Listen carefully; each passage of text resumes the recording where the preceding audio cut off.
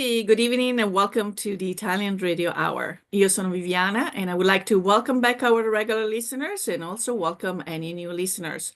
Also, be sure to like us on Instagram and Facebook at Italian Radio Hour and subscribe to our YouTube channel to catch up on any past video interviews.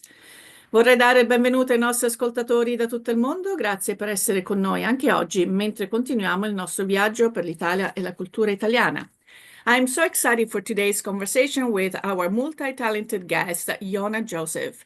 You might recognize him as the American soldier in C'è ancora domani alongside Paola Cortellesi. And on a side note, C'è ancora domani became a major box office sensation in Italy, breaking records as one of the most watched Italian films of the year and earning widespread critical acclaim for its powerful storytelling and direction by Paola Cortellesi. But that's just one side of our multi-talented, prolific artist, Yonv. Yonv is not only a versatile actor, but also a musician, an athlete, a creative producer behind projects such as Fangs. And there is so much more to his story, and I can't wait to dive into all the layers of Yonv's artistry and the passions that drive him. So sit back and relax, ma prima... Parli italiano? Do you want to learn, improve, or master your Italian?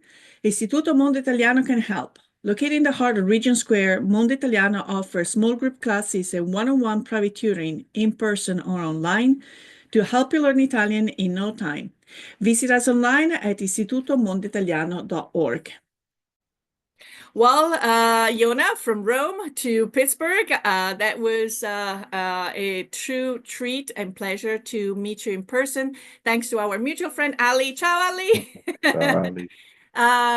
As I was in Rome recently and actually tracing back the set where the movie C'è ancora domani was shot because some of the streets look familiar, posted some pictures. Ali recognized and said, by the way, my friend Yonv was the American soldier in the movie. I was like, you're kidding. I want to meet him. And you were so gracious to find time to meet up with the two of us over dinner.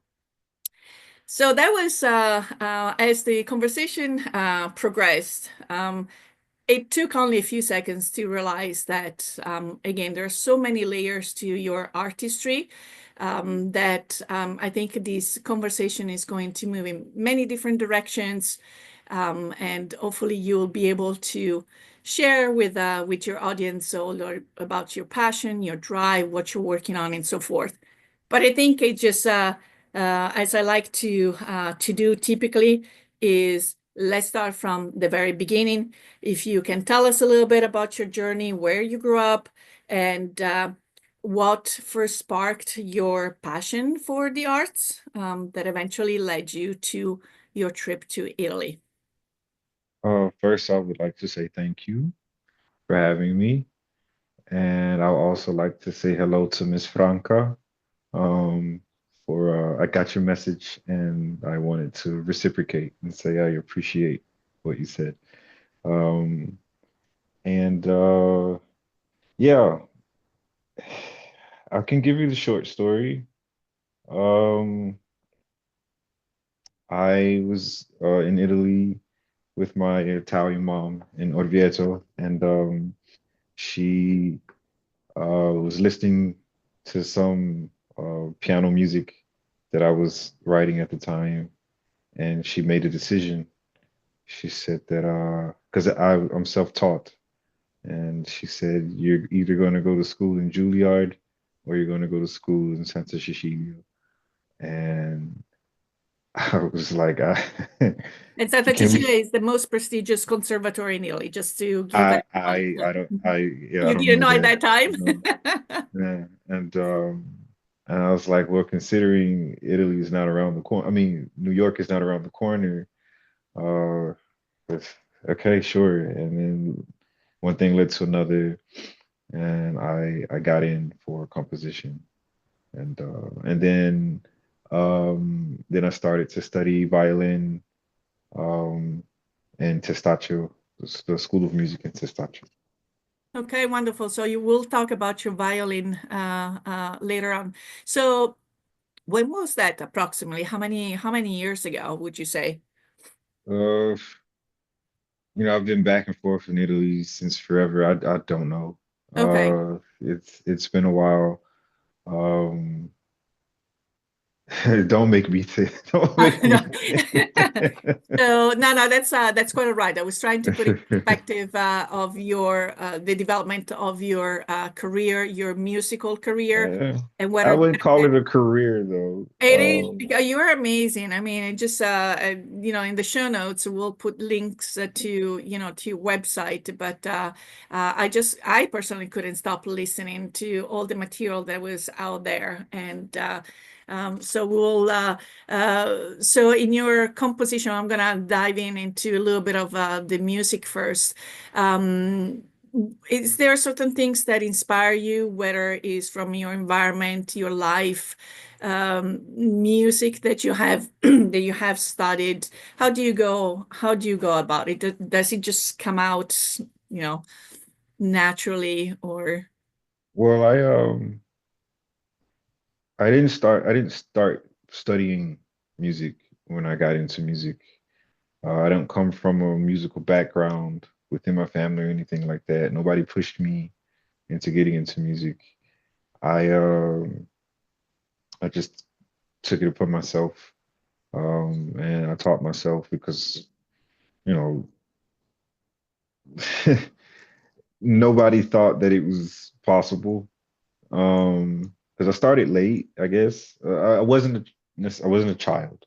Let's put Mhm, it that way. I was a teenager, and so nobody, everybody was under the impression that if you are to start an instrument, you should do it as a child, and it takes years to develop. And my philosophy was, well, the first person to play piano didn't have a teacher because they were the first person. And if that person was a human being, who's to say that I can't do the same? And mhm, so I approached it alone and literally in a dark room, and I started playing the things that were in my head. mhm, Um, and sometimes I don't know how common or whatever it's sometimes if I look at something like a event, something happening in real life, or if I hear a story, or if I create a story or have an idea, a dance, whatever, music always accompanies. It kind of um, composes itself in my head. mhm, I remember it, and then I'm able to reproduce it through the instrument. Um, so that's kind of how it works with me.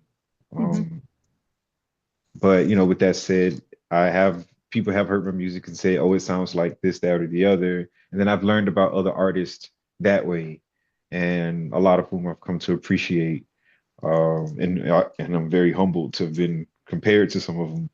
But that's how I got started. It was just I had stuff in my head, and I approached it. I went after it, pursued it, and it became something that everybody else could hear in the end. Um, Wonderful. It's you have an amazing talent and ability, and just the process of kind of living life, having a soundtrack in your head going along with it. If I can kind of rephrase what you're saying, because you see and things that you have the music associated with it. I will keep the. I'll ask you the question now. Maybe you can answer at the end of the episode. So, if your life had a soundtrack, what would be a song, and maybe even more than a song that you would like to associate it with it? But we'll keep that for later. okay. We'll come back to the music. Okay. So I wonder if the your music led into acting, if acting was coincidental. Can you share a little bit how you got into acting? It was coincidental. I was in John Nicolo one summer, and I was waiting for the bus to go down to Trastevere, and there was this American lady who came up to me. I've spoken to her before, but I didn't not about what was about to happen, and I didn't even know that she did this stuff. But she offered me the opportunity to try acting, based off simply because she thought I had a nice face and voice. And I remember saying, um, so you're telling me that people would pay me just because of what and who I am? She said, well, essentially, yes. And I was like, I mean, if that's real, then I'll give it a shot. And then one thing led to another, and I got a book for. She sent me to an audition for a commercial. I got the commercial, and then the director and his assistant found me an agent, and then one thing led to another, led to another, led to another. Mhm. So, So that's so this kind of stumbled, kind of on your feet in a way that was unexpected. And when you approach a role, do you have a process to get into the character? Do you feel it? Do you research it? Do you um, share a little bit about you get called, you get a role, what goes after that we don't see before we see you on the screen? um, I haven't necessarily researched much. I might research something that I've read in the script that I'm not sure about or I didn't know, and I'm like, oh, okay, this makes sense, or this is why that happened. As far as just like getting into the character, um, I like acting. I've learned that I like acting and I'm good at it because in the the real world, um, approaching things in a creative way might be seen, might be deemed as weird and inappropriate by society. Whereas in acting, it's encouraged to try different things, and to explore the personality of the character and the world around you, so that way you can give more or something different to the project. And so because of that, I feel comfortable. I feel like I can flex my creativity and kind of more or less be myself in that space because it's where it makes sense to do it there. So the process that I take or whatever is honestly, I just have fun. Mhm. It's a joy. And maybe I'm still in the honeymoon phase because it's still, I didn't study. My dream was to be an actor, so I don't really have um this connection to it where, if I don't get a job, I'm hurt or anything like that. It's just I'm lucky to have gotten as far as I've gotten. And I enjoy any opportunity I get to do this job. Mhm. So that's normally, so far, that is my approach. It could change at some point if I am lucky enough to continue to do more. But as of right now, I just feel really lucky to be in the place that I'm in, or I've had the experiences that I've had.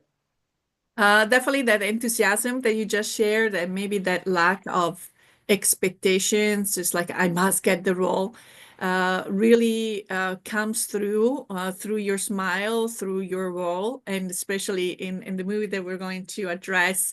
Everyone took a liking to your character for many different reasons, and we'll elaborate a little more. So keep it that way because again, it brings that freshness, that authenticity that it really comes through the screen. So c'è ancora domani. This major sensation in Italy. It is a beautiful movie for many different reasons. If anyone listening to or watching this interview hasn't seen it yet, please go on whatever platform that is available. It is a movie that everyone must watch. So we're somehow familiar with Paola Cortellesi, but we want to take this conversation behind the scenes, some of the things that you shared during the dinner, starting from your audition, and then eventually we'll talk about your personal input in some of the interpretation, some of the scenes that actually took place. So, um, how did it all start? Your agent called and said there is this opportunity, and tell us everything. Well, it started from a short movie called Carbonara. that it was made. It was like an advertisement for Barilla, and it was with Claudio Santamaria. But I Yes, and kept, it's indeed Care Bonara. So, yeah, and Iona is fluent in Italian. So it was not just because the first time I read it, was like, is it Care Bonara? But you got to watch yeah, short films so to understand. yeah. So, It was about a campaign about feeding, I think, 1 million people. mhm. And I can't remember which year it was, 2023, 2024. But it was Food for the Soul, I think, was a part of Mhm. it, or Food for Soul. And they had a whole campaign to feeding the hungry. And so that's why it was Care Bonar, because it was taking care of people. But it started there. There was this assistant that worked on that that project, and his name was Luca, and he also worked with the ancora domani. And apparently, he told her about me, and they watched the movie, and then they got in touch with my agent, and then I did a self tape, and then they called me in for the audition, and I had no idea the entire time who this Paola Cortellesi was. And I mean, every my agent was excited about it, but I'm just like, I've never heard of this person. Oh. And it wasn't until I had my first meeting with her that the security at Cinecittà Studios, they didn't believe me that I had a meeting with her when I So showed up. you thought she was just a casting agent or a Yeah, I had the director. audition. Yeah, I had the audition. I thought she was just the casting agent and everything. And my agent called and was like, "How was the audition?" I said, "This lady, the casting agent just kept saying it was perfect." I don't know.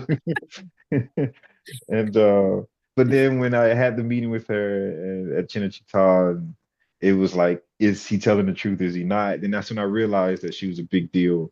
And I was like, "You're famous, right?" And she was like, "Ah, just a little bit." And because I was like, what other reason would they not believe me? So, but yeah, so that's how it all got started. Mhm. So the so let's talk a little bit about your character. So you said it also, we've seen this scene where the main character Delia, played again by Paola Cortellesi, who is both this was her debut as a director, and also the main character finds this picture. It's a family, and she spotted you as probably being your picture, a picture of your family or someone related to you. And you start this dialogue where neither speaks the language of the other, but you establish some sort of rapport.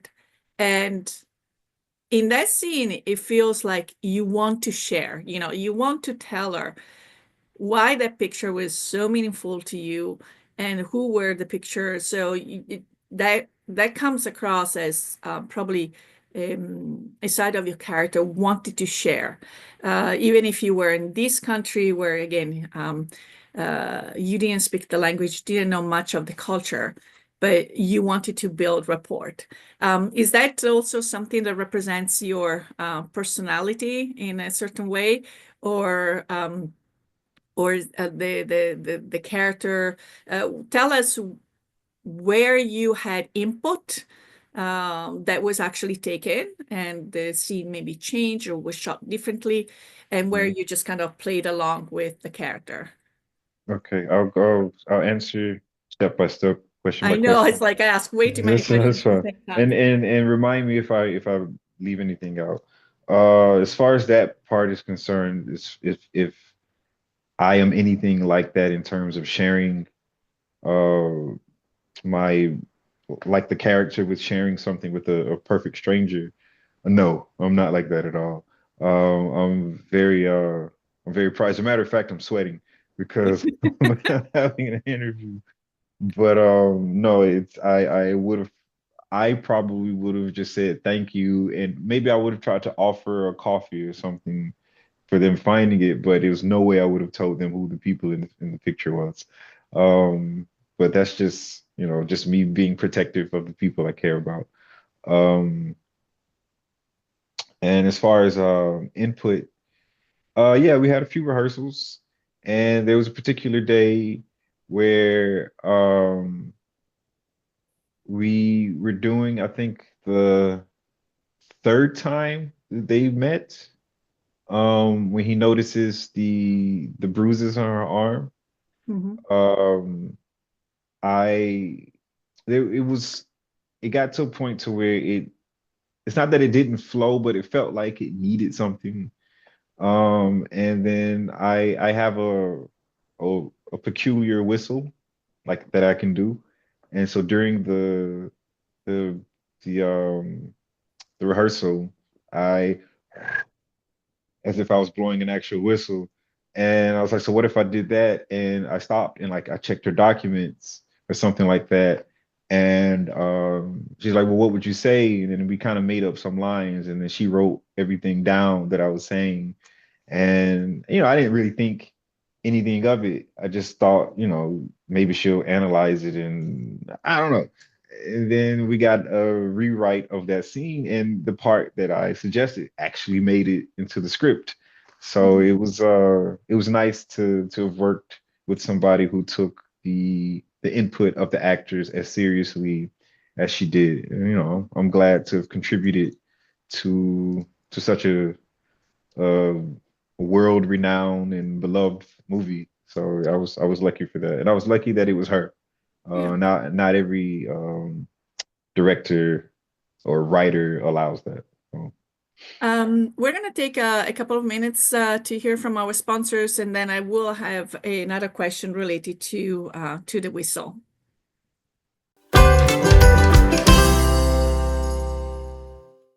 Applying for Italian citizenship? Need documents translation? Istituto Mondo Italiano provides certified translations and assistance services. Be sure to visit us at istitutomondoitaliano.org and schedule your free consultation. Un caffè, per favore. My first cup of coffee sets the tone for my entire day, and I get my coffee at La Prima Espresso. La Prima has been brewing Pittsburgh's best coffee for over 35 years. Try any of their in-house roasted varieties of beans from all over the world at home, or come and enjoy an espresso or a cappuccino at any of their locations, where their friendly baristas and familiar faces will make you feel at home. Visit laprima.com to get La Prima Espresso coffee at your door.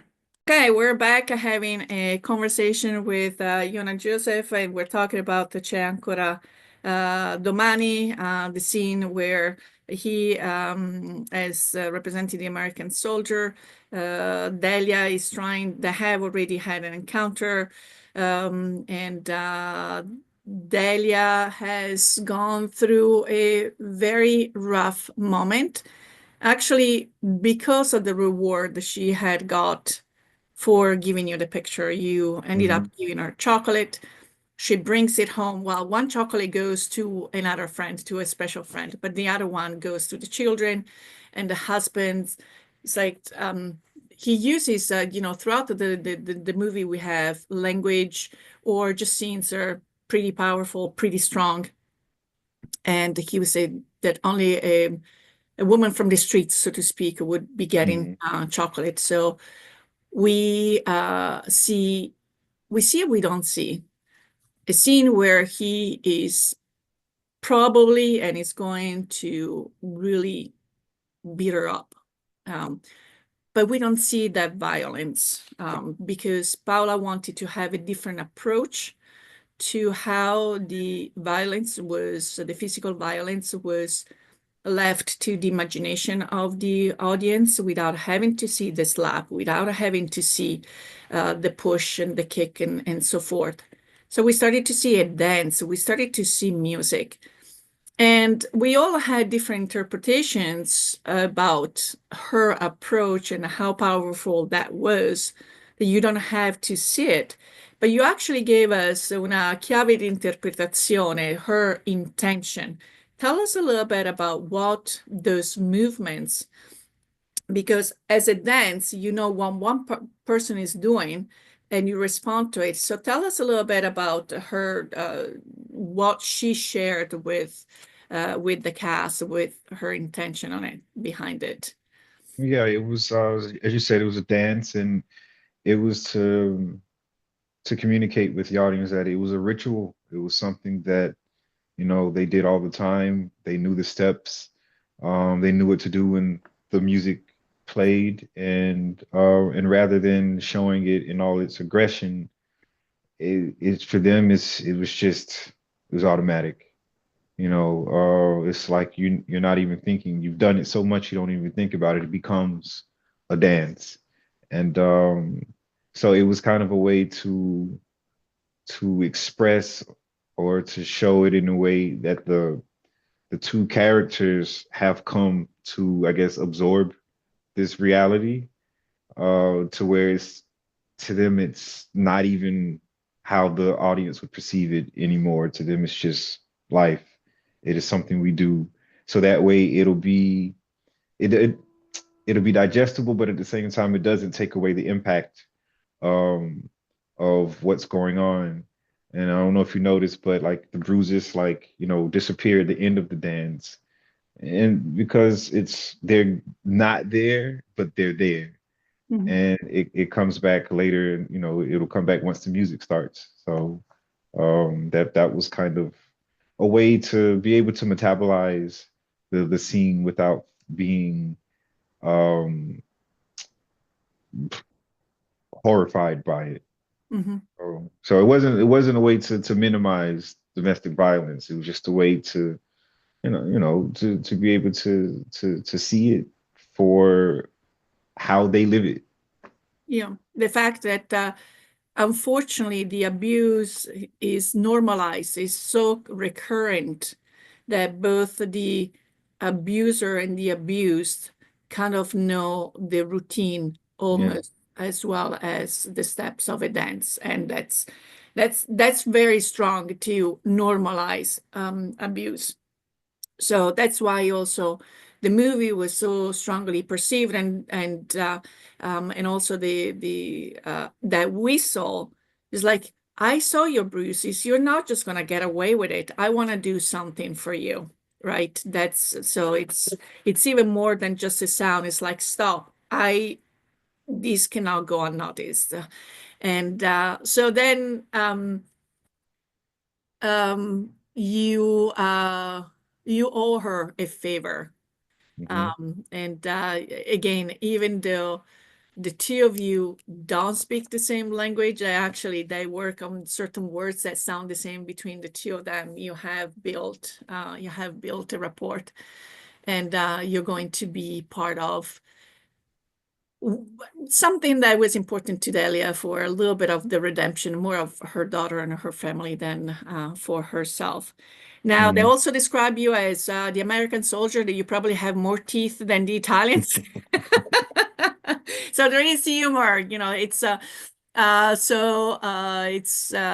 it's interesting to see how, again, the American soldiers were portrayed back in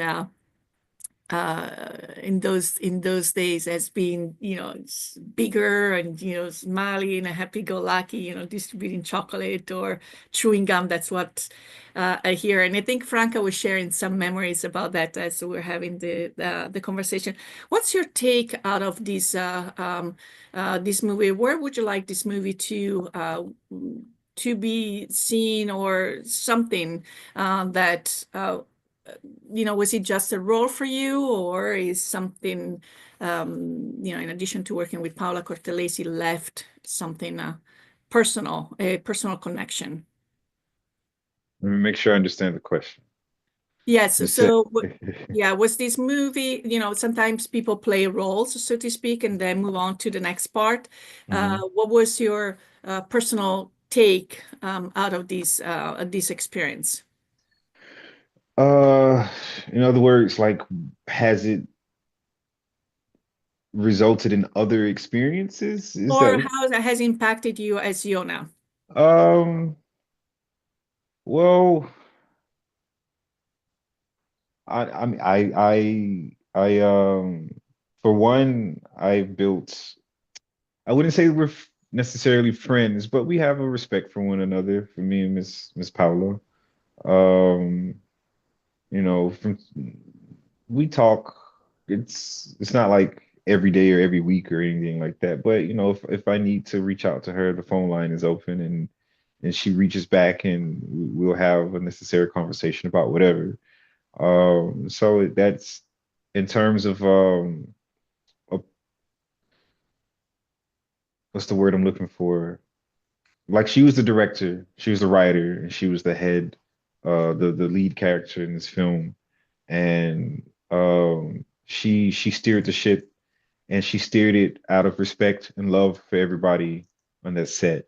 And you know, a lot of times directors, there's a stereotype for directors that you have to lead with the iron fist and you have to be loud and aggressive. And she was the exact opposite, and she got more from everybody. Mhm. Um, and so, you know, that from a creative perspective, it was it was nice to see that approach to dealing with people and to leading people is just as effective, if not more.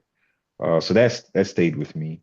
Mhm. Um, and as far as the project itself, like I said, I was just when I read the script, I knew that I was just like, this is a really good story, and I wanted to be a part of it. Now, did I know that it was going to become what it became? No, but I wasn't surprised. Um, but yeah, I'm just simply happy to be a part of to have been a part of it. Even if nobody believes that it's me in the movie, it's it's not like I don't go around telling people, but when the topic comes up, nobody believes it's me, which is also nice because I like my privacy. But Mhm. but yeah, I'm happy to have been a part of something that is seen as special as this. Mhm. So if I never do another movie, which is actually possible, No. I'm glad to have done this. I already told you I would love to see you doing some like James Bond like movies. You know, you have the personality. You're very sophisticated. You have the athletic component. Maybe there is a scene you on the piano, but so you can switch very easily from the uniform of soldier to a tuxedo and a violin. So you're extremely versatile. But you just We'll see. well, you have to put it out there, right? For Yeah. people, for the energy to be perceived and caught, it manifests it. So yes, you have worked with Paola as being the director. You're also a producer director yourself. So let's move into your own productions and tell us about Fangs, where the inspiration came from, yeah, that sparked uh, the idea of wanting to make this project. Tell also the audience what it's all about as well. Okay, I'll try to be as brief as I possibly can. So my first job, I had to sign a contract that didn't allow me to be a villain unless it was like a fantasy or something like that.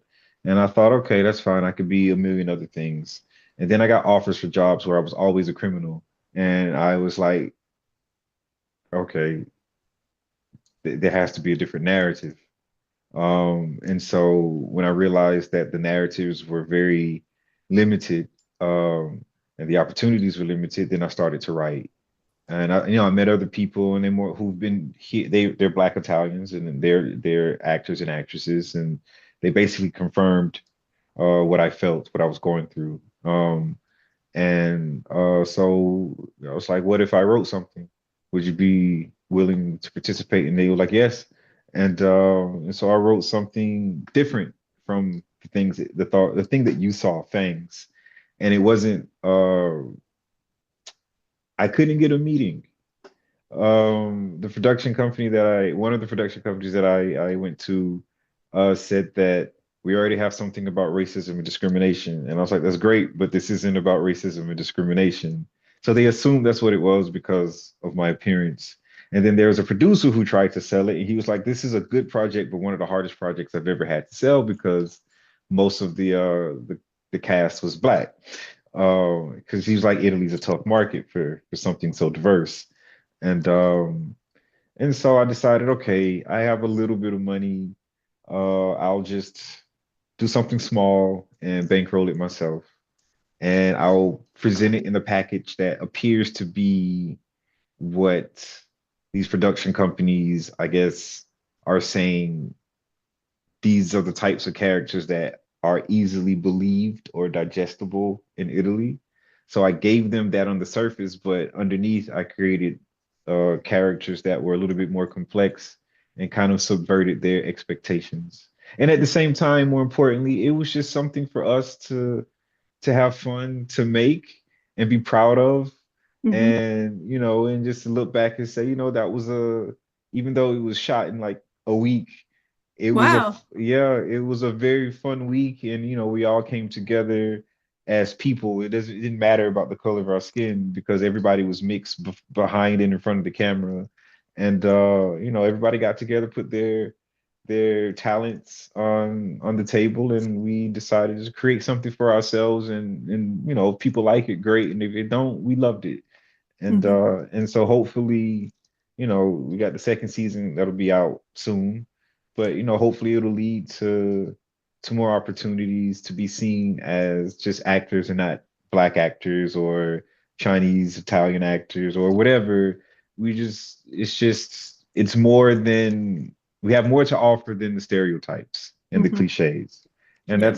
that's what we want uh, to show, but ultimately we just wanted to do something normal, Uh-huh. and that's where the push to create something came from. It was just for us to do something normal.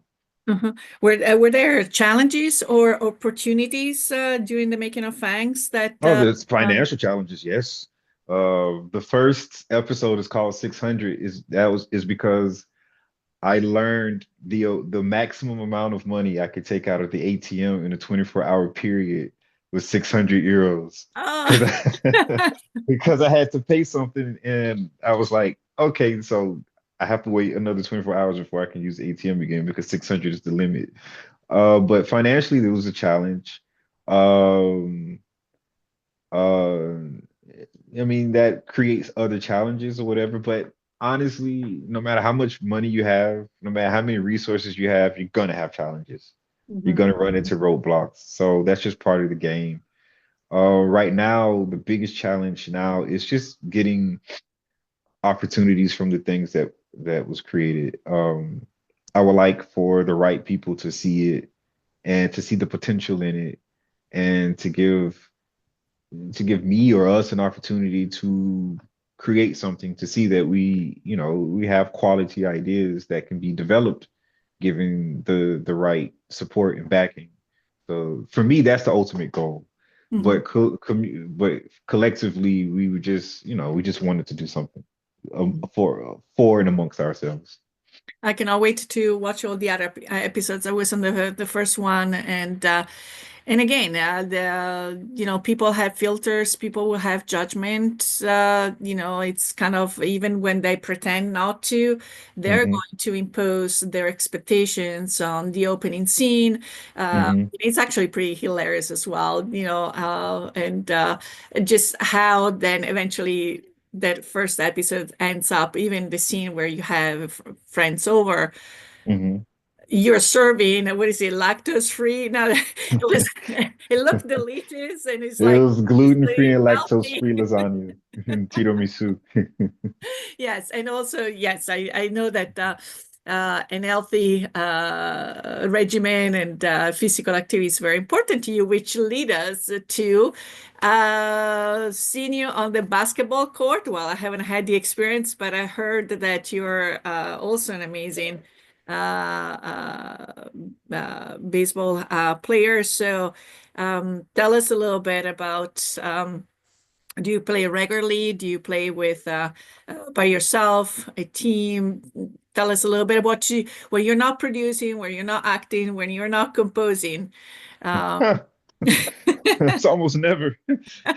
you're a Renaissance man. Uh, I just don't have a lot of social. I don't have a lot of friends, social life, so it leaves me the time to work on other things. But no, I play basketball almost every day, especially every week. If it's not raining after this interview, I'm actually going to go meet some friends on the basketball court. Because one of my friends is trying to use it to get back in shape. so we work out that way. Um, but yeah, I've been playing since I was a kid. I played sports all the time. I played baseball, I played American football. I tried soccer. It's actually more fun than I expected it to be. I love archery. Um, from time to time I box. I wouldn't call myself a boxer, but I can. Um, and jump rope. I do sports because it helps me psychologically to just to relax. Mhm. Some people go to therapy. Some people, I don't know, they do yoga. Some people do meditation. For me, my therapy and yoga and meditation is sports. I like to be Take physical. it out there on the court, or yeah. Yeah, I like when the game is physical. I like to hit and be hit. I like a good challenging game of any sport, if I'm being honest. But yeah, basketball, it all blends over. I think sports helped me with music, with this terms of discipline Hmm. and being able to accept, and this I don't want to call it failure, but if I make a mistake, it's not the end all be all. There are Hmm. ways to fix that mistake, and that's how it helped. That mentality helped. It carries over into music as well. So if I feel like I'm not progressing, I don't just give up. Like there's a way around this to get through it. And oftentimes the answer to that is just rest. And then music, also opens the door to acting as well. And all of those disciplines just kind of overlap, Hmm. and it helps me to do my best in each one of them. So yeah, so those are all the things that I do, and I think because of sports, I'm playing music and I am acting. If I'm Okay. being honest, it helps me I was psychologically. gonna say, it's like, have you ever had an idea of for a new project as you were like throwing the ball into the hoop, and that there was maybe a physical movement while you were doing sports or maybe jumping ropes, and all of a sudden you're kind of went into a creative mode. I don't think you ever turn the creative mode off. I don't think you're always on, right? You. I think it's just part of my personality. Mhm. So it's I don't look at creativity as this thing that I do on purposefully, like I sit and I think I'm going to be creative. I think if it's there, it's there, and you see things. And there are people who are far more creative than I am, but because it's just part of who you are. It what's the word? It dictates how you perceive things. Mhm. You perceive things that are different from how another person does, and it makes you creative. So yeah, I've had ideas for stories through sports, not necessarily of how I was playing sports, but the relationships that are built through sports. Mhm. And so I've had ideas for that in that regard, yes. So, for anyone that wants to learn more about Joseph, we will have links to his website, but just this initial sequence of five pictures kind of captures your, as we said in the introduction, your multi-talented personality. And I have a question. So, Yonv, the spelling, Yona, the Hmm. pronunciation. Can you share with us? Oh, my father's Cherokee, and it's a tribal name. So Giona, and it means bear, and it's spelled Yonv. And but it's red then The pronunciation is Yona, yes. okay. So obviously there is a female name that has come out during the conversation. Who is Elizabeth? Elizabeth is my violin.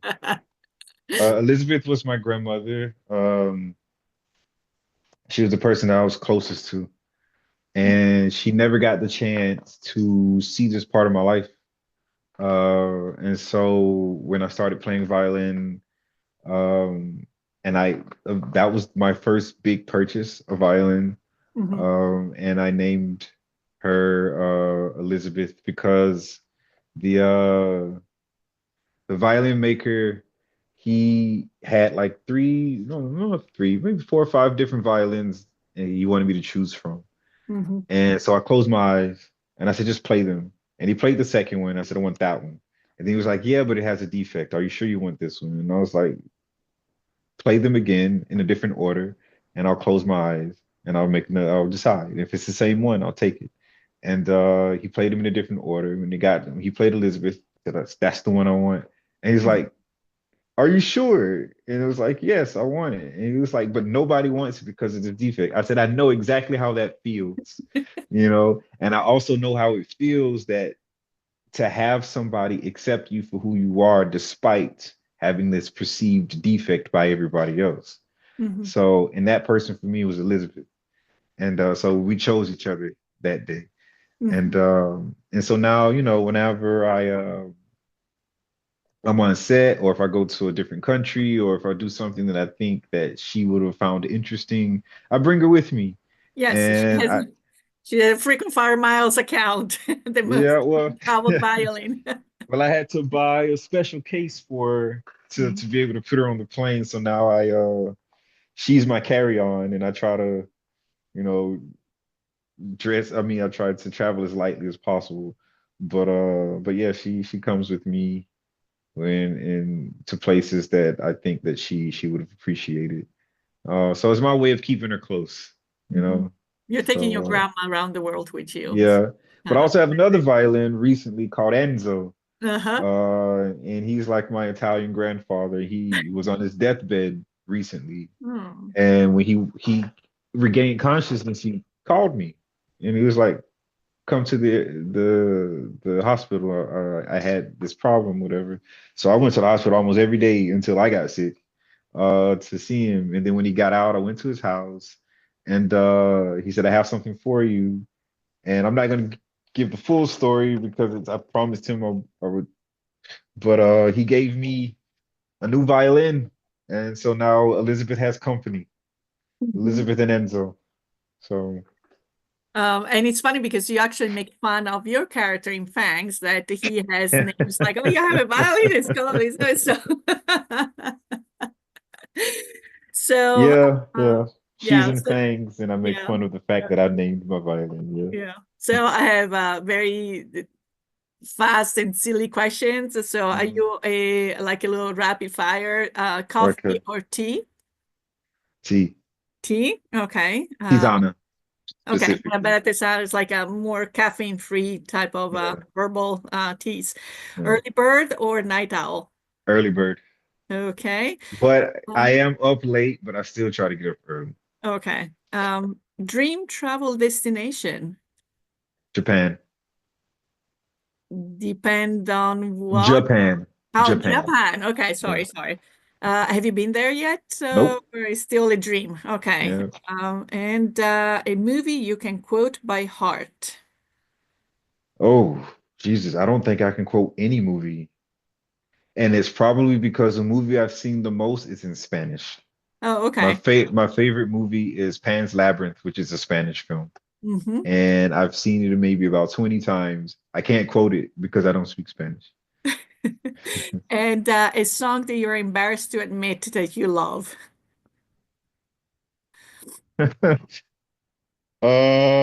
Love? I don't I know, don't think I like don't maybe a think kid's song or something that once in a while I goes through your head. uh Or maybe some tormentoni, some of those songs that they play okay, in the summertime in Italy that there's a you just cannot get out of. there's an Italian Nonna song. Pina, Papa al Pomodoro. There's an Italian song that does pop up every now and again. I don't know any words except for the hook. Uh-huh. Tanto tanto tanto tanto tanto tanto tanto tanto tanto tanto. That's it. I think it's Giovanotti. Okay. Uh, that's the only song that really I don't particularly like it, but it's catchy, Okay. Yeah. and that's the only part I know. Yeah. And then the last question was again, if your life right now had a soundtrack, what kind of song Oh, you uh and And would it Mm. be just maybe an instrumental, or would you want to have language? Would you want to have a text to it? Uh, there are two songs that come to mind. Um, and they contradict themselves. Because one is like a response to the other. And the first one is Sade, King of Sorrows, Mhm. which is a very sad song. It's about someone who works and works and works, and it seems like it's hard to make any progress. And sometimes you want to give up, but you can't, you know? Um, and then when I have the idea or the feeling to give up, there's a song by CeeLo Green that's called F You. I don't want to say the expletive. Mhm. And it's like it basically forget that type of thinking and forget that feeling of feeling down and push forward. Mhm. Those are those two songs. So I'm one part of my day, I'm feeling down. I feel like the king of sorrows. And then the other part of my brain is like, no, F that, keep going, don't give Yeah. up, you Yeah. know? Actually, this leads me to a bonus question. Okay. But we have experience of having lived part of our life in one country and one culture, one language, and then having moved. And as we said before, you're totally fluent in Italian. Do you find that the Italian Jonah is similar or differs from, I don't know, your American? American? Yeah. Uh, yes, I adapt. Um, Growing up in the States, growing up partly in the States, I there was a different it's a different environment, it's different rules, it's different things that you perceive and you understand different ways of reading certain situations. Mhm. So that dictates a different response or personality, if you will. Whereas here, maybe I don't need to be as on my toes as I Mhm. need to be in at least in my neighborhood. I don't want to say the states because the states is big and vast and different from one another. Um, depending on each part, but so yeah, there are some parts that are different or more diluted, so to speak. But then there are parts that are similar, which is why, I'm still why I'm here and still doing what I'm doing. Like going back to the topic of the things that I created, even though there's a lack of opportunities for me and other people right now, I don't let that, get under my skin so much. I create as a response to it because I'm Mhm. like, well, there won't be any opportunities and no one creates opportunities. So like, for example, I wrote a short movie that we about I wrote a short movie that has a lot to do with music, Mhm. where my character doesn't speak, he plays, and it kind of dictates certain things around him. And we tried to get a producer and everything on board, but it was difficult. So then I started crowdfunding and I started working to raise the money and having free concerts and allowing people to donate whatever they want, all to fund this movie. We're moving towards the goal, but it's because of that personality, that drive, that resourcefulness, that don't give up attitude that I've been given in the States, that I'm able to just keep pushing forward here despite what's in front of me and what's not in front of me. So they help each other out. They go hand in hand. Wonderful. So make sure you send us also the link so that anyone that wants to participate in the making of this new project can do also from here. Well, unfortunately, our time together is up. Il Big Ben ha detto stop, and it's time for us to say arrivederci alla prossima. We want to Alla thank you prossima. for tuning in to the program. And if you have any questions or comments, or if you have any topics you would like us to address, please contact us at italianradiohour@gmail.com. We would love to hear from you. And remember, if you or any of your family and friends have missed a prior episode or would like to listen to this episode, subscribe to the Italian Radio Hour on YouTube or where you catch your favorite podcast. And remember, sharing is caring. So I would like to thank my guest, Yonv Joseph, and I can't wait to meet up again in Rome to talk about your new endeavors with Ali. And our sponsor is Istituto Mondo Italiano and La Prima Espresso. And until next time, alla prossima. Ciao, ciao. So